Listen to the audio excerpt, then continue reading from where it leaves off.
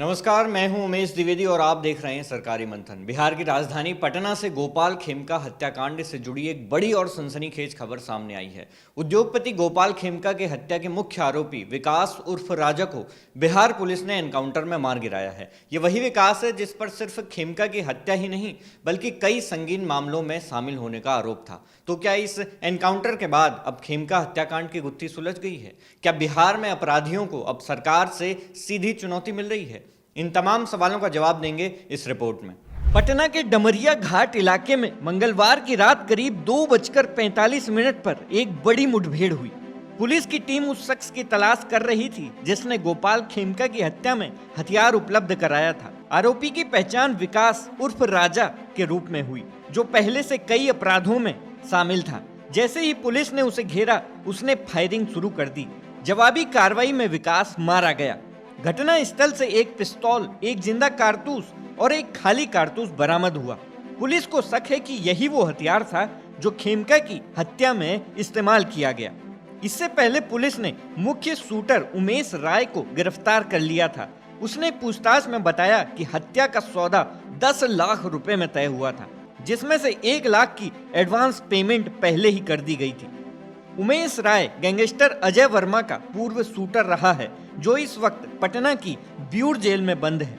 उसके पास से पुलिस ने मर्डर में इस्तेमाल की गई बाइक, पिस्तौल, 80 कारतूस, 1 लाख रुपए कैश और 2 मोबाइल फोन भी बरामद किए हैं। पुलिस ने उसके इनपुट पर उदयगिरी अपार्टमेंट, पटना जंक्शन और मलसलामी इलाके में भी छापेमारी की, जहां से 3 और संदिग्धों को उठाया गया था।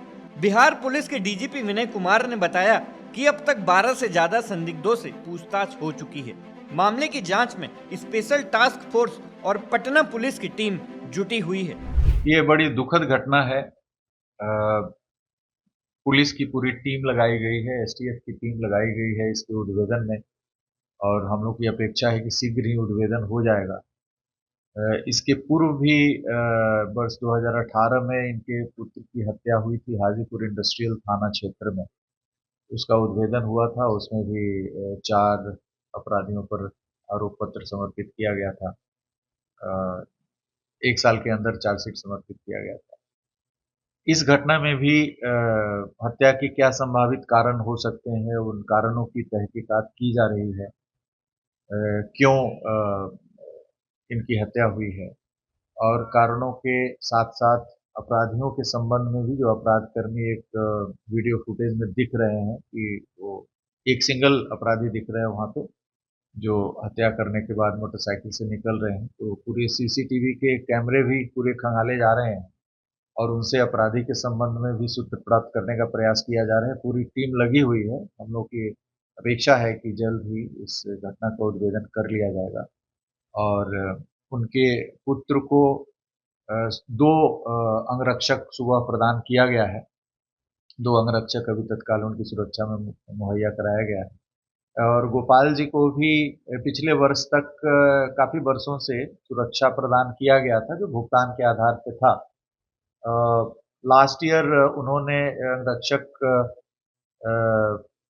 लौटा दिया था। जो इलेक्शन के समय क्लोज हो गया था, उसके बाद भेजने की बात थी, तो भुगतान के आधार पे था, इसलिए विगत लगभग 1 वर्ष से उनके पास अंगरक्षक नहीं, पहले अंगरक्षक था। तो अभी स्थिति की संवेदनशीलता और सुरक्षा को ध्यान में रखते हुए, परिवार की सुरक्षा को 2 अंगरक्षक अभी प्रदान किया गया है।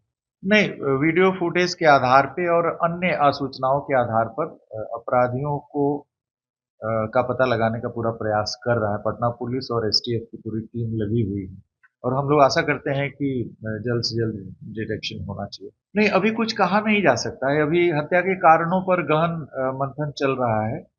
पुलिस हर दृष्टिकोण से, हर आयाम को देख रही है कि कोई थ्रेट इनको था या नहीं था।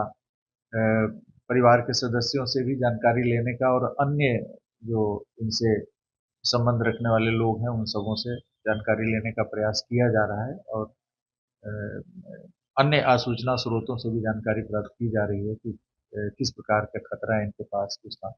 लेकिन किसी प्रकार का सूचना पुलिस के पास नहीं हाल में दर्ज कराया गया था कि इनको कोई खतरा है। इसी कारण से संभवतः ये अंगरक्षक भी पिछले साल खेमका की हत्या 4 जुलाई को गांधी मैदान इलाके में की गई थी। बाइक सवार बदमाशों ने उनके घर के बाहर गोली मार दी थी। आपको बता दें कि गोपाल खेमका की हत्या से 7 साल पहले उनके बेटे की भी हत्या हाजीपुर में इसी तरह की गई थी। अब बात करते हैं इस मुठभेड़ पर उठ रहे राजनीतिक सवालों की। कांग्रेस नेता राहुल गांधी ने कहा है कि बीजेपी और नीतीश कुमार की सरकार ने बिहार को क्राइम कैपिटल बना दिया है। जेडीयू प्रवक्ता राजीव रंजन प्रसाद ने इस मामले पर बयान दिया कि मुख्यमंत्री नीतीश कुमार खुद हर केस की मॉनिटरिंग करते हैं, कोई भी अपराधी बख्शा नहीं जाएगा और ये मुठभेड़ उसका एक उदाहरण है।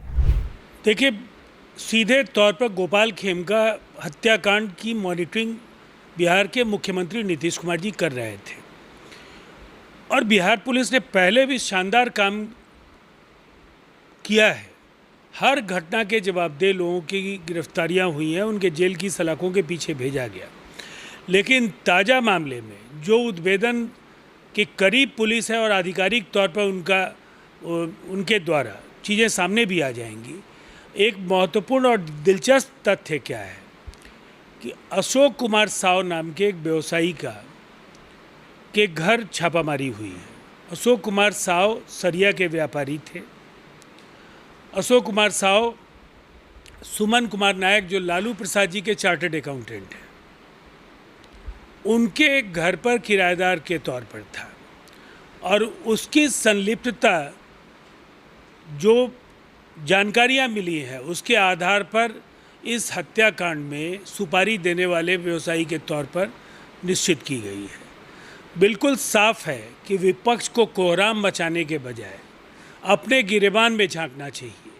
ये कौन लोग हैं और अभी जो उमेश यादव शूटर की गिरफ्तारी हो या जो अभी पुलिस ने आत्मरक्षार्थ एक अपराधी का पीछा करते हुए जब गोलियां चलाई और एक अपराधी ढेर हुआ है, बिल्कुल साफ है कि हम पाताल से भी अपराधियों को ढूंढ कर निकालेंगे। जो लोग भी जवाबदेह हैं, बिहार में घटनाएं करके निश्चिंत होकर के घूमने का दौर 90 से 2005 का नहीं है। सत्ता पोषित जो अपराध का तंत्र बिहार में था उसको पूरी तरह से नेस्तनाबूद करने का काम नीतीश कुमार जी के शासन के 20 वर्षों में हुआ है और बिहार की पुलिस ने अच्छा काम किया है।